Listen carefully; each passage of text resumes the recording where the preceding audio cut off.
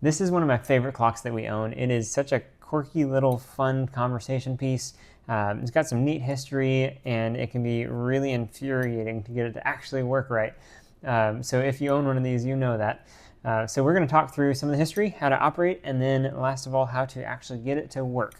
So this clock is often attributed to a guy named Chauncey Jerome. Now, you may never have heard of him, but if you lived in the 1850s, you would have, because he was a legend. He was one of the most important people in American clockmaking. Really neat guy, really neat history. Unfortunately, he probably didn't actually come up with this design. This design was patented in 1883 by this guy named Adler Clausen, and this is the patent right here. And I don't know how Adler knew about Napoleon Dynamite playing tetherball, but maybe that's just foreshadowing to the future. Beside the point. So this is the design for the tetherball situation going on. And that was in 1883. Chauncey Jerome died in 1868, quite a bit before this was patented. Now, there's a lot of interesting connections between Chauncey Jerome's companies, New Haven that manufactured the original ones of these, and Jerome and Company that they were labeled with. Lots of really interesting things, but I don't think that Chauncey actually came up with this design in the first place. I think it was probably Clausen. But in the 60s and 70s, the company named Horolovar, which is still around, they manufactured a run of these, and so that's what this one is. It's a replica, a modern replica. And so there are a few of the original 1883 models around. They made a small run of them. They're hard to find, and they're very valuable.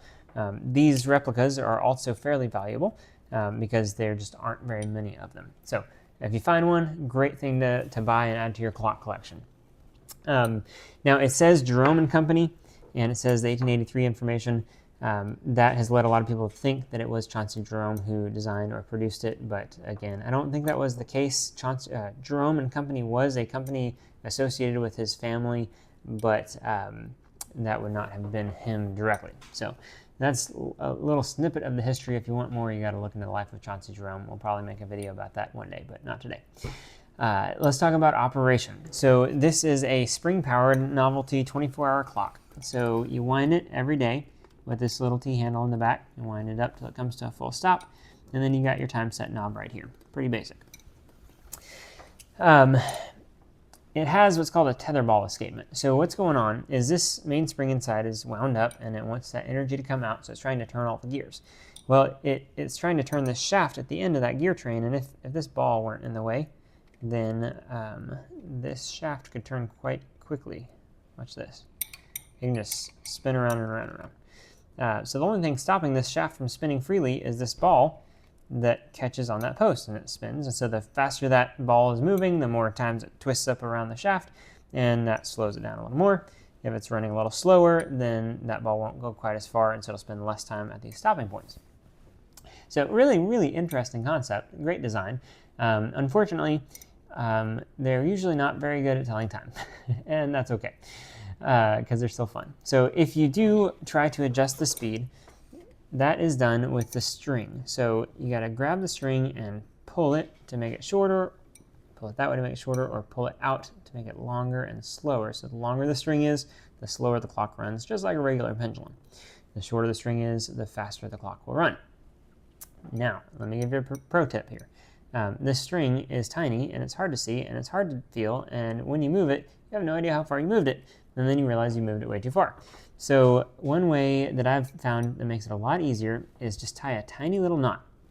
You can see I've actually got a couple knots in here. You may not be able to see it on the camera because they're so tiny, but it'd be a little knot. So if I pull on that string, I can see exactly how far that knot moves. Now, when you're adjusting the speed on this thing, we're talking like a 1/16 of an inch makes a massive difference, like 100 beats per hour kind of difference. Like, it will totally throw things off. So when you're making an adjustment, if you're fairly close, you're just barely, like if you think you've moved it, you probably went too far. But that knot is really helpful to be able to visually see how far it's moved. Now, I did some testing on this, and this runs about 278 revolutions per hour. So in 1 hour, this shaft will run about 278 revolutions. That translates to about 1,111 ticks per hour, or beats per hour. So if you have a microset or similar beat finder, you can set that up to listen to those ticks. It can be a little tricky because sometimes you get double bounces or sometimes it misses a tick, but it can at least get you in the ballpark and try to get toward that 1,111 range. And so if you get there, from that point, you can get it dialed in. So if you replace the string on this, or you do some kind of major modification to it, take the string off for some reason, getting it in the ballpark can be difficult. And so if you get the string on there, tie the little knot so you can see where it's at, and then you can run it, see what your beats per hour is, and then adjust it to get it pretty close. And then from there, you just kind of got to fine tune it over days, weeks, months, whatever, to get it dialed in just right. And it can keep decent time. I've gotten this one down to about 30 minutes a day, which is not super great, but I think it can get a lot better if you spend more time. I just haven't had the time to get it perfectly dialed in, but I've heard that you can get it within a few minutes a day. So if you do, let me know in the comments below, please. Now, let's move on to making it actually work. So the number one issue with these things is that the tether ball will miss one of the posts. It will do something like, let's see if I can reproduce it. Something like that, and it'll just totally miss one side.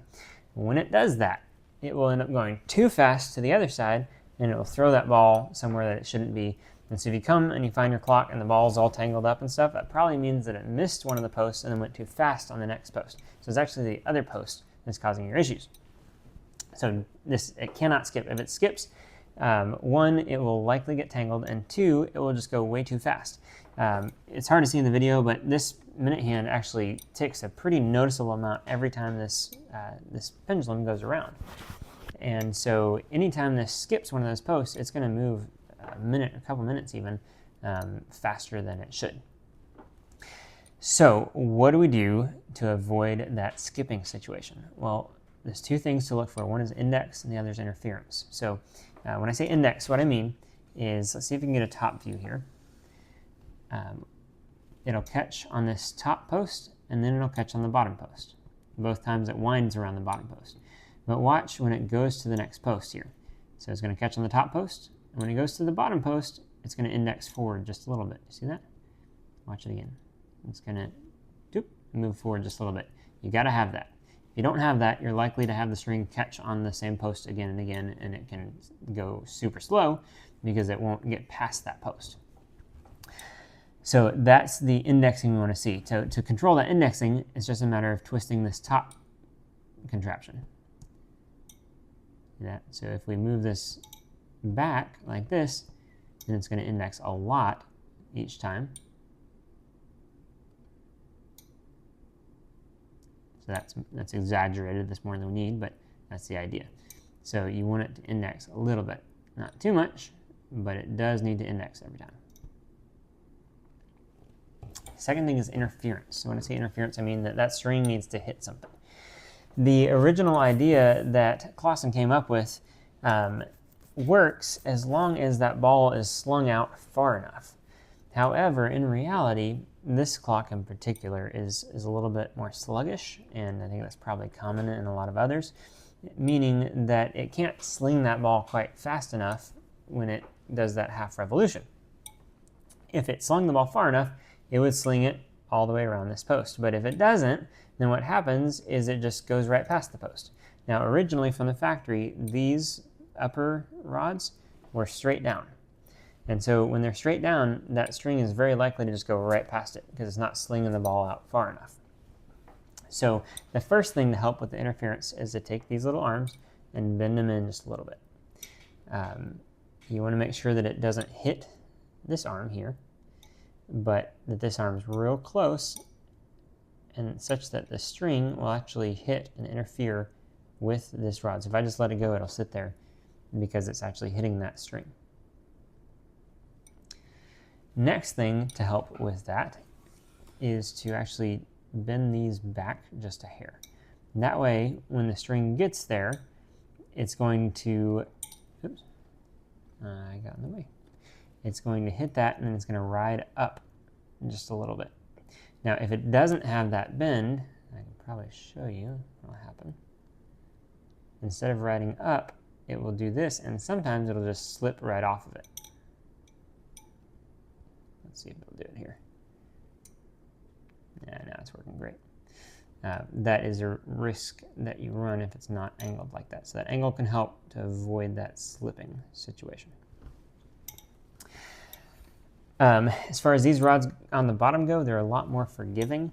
I think if they're in a little bit, that will help with your angle coming out, although you might have better situation with the interference that we were talking about if those are outward a little more. I haven't come to a final conclusion on that, but right now I would lean toward having them in just a little bit. And that's the gist of it. If you've got these things dialed in, then you're likely to get a pretty consistent run. Even still, it'll every once in a while just do something weird. There's just a lot of variables here. A lot of different things that can change, a lot of things that can go wrong, a lot of things that just change from rotation to rotation. But if you get those dialed in just right, that will help significantly, and you should be able to get it to keep pretty decent time. So hope that helps. If you have one of these, leave a comment below as to how accurate yours is, what things you've done to get it to work. We'd love to hear and hear your stories and your adventures of your flying ball clock. And if you don't have one of these, keep an eye out for them. Anytime you're at a garage sale or something like that, if you see one, snatch it up, because they are just so fun to have and a really neat piece of history. So hope you enjoyed it, and we'll see you next time.